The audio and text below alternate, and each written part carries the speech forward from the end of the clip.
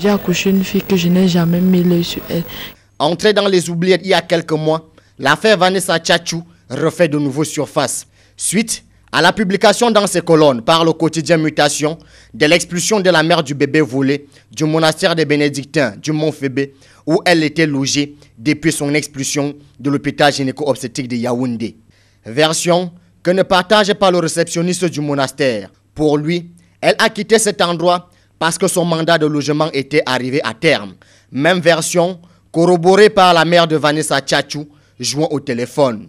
Pour le professeur Chanda Tomne et Vincent Sosten Fouda, cet article, paru dans les colonnes du quotidien Mutation, n'est qu'un acharnement contre Vanessa Tchatchou.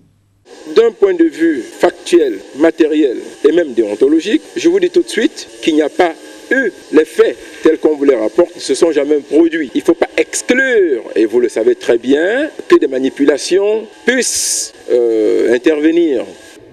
La toute première des questions que vous devez vous poser est celle de savoir si les pères bénédictins se sont exprimés sur l'affaire Vanessa Tchatchou.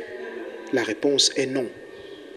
Dans ce pays, on nous a habitués à des coups en dessous de la ceinture. Pour s'être occupé de la charge financière de l'hébergement de Vanessa Tchatchou, en partenariat avec le collectif Rendez-lui son bébé, le professeur Chanda Tomne ainsi que Vincent Sosten Fouda iront plus loin.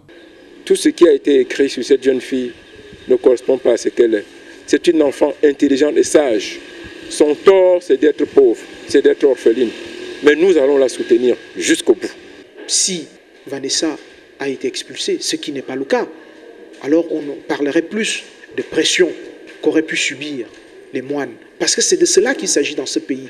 Toujours des intimidations, toujours des coups en dessous de la ceinture, toujours des choses qui n'ont rien à voir avec le problème qui nous préoccupe. Un nouveau rebondissement dans cette affaire du bébé volé qui intervient quelques jours après la comparution de Vincent Sosten Fouda devant le tribunal de première instance du Mfundi.